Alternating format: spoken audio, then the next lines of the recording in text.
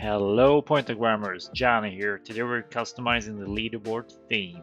You're going to learn how to build your own theme that you can reuse at any time. The prerequisite is you need to know how to set up a leaderboard competition.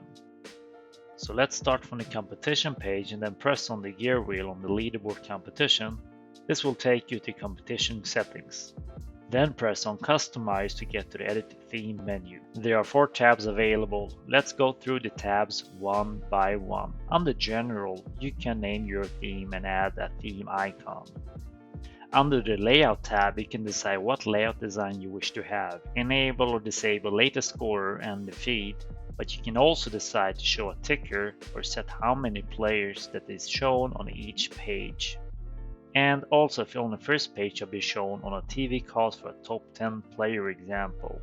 Then you have the possibility to customize your columns in the leaderboard. Then you also have the option for customizing font colors both on headers and texts. Then there is a winning, losing indicator showing if the player is on track on reaching the target. It could be shown as a traffic light or a weather icon.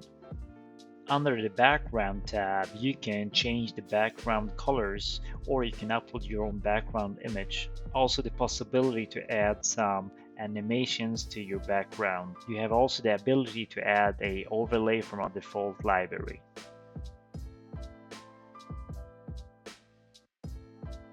The last tab is the player avatars. Since this competition type doesn't handle player avatars, it's unnecessary to use this tab for this competition type. That's all for this tutorial and thank you for watching.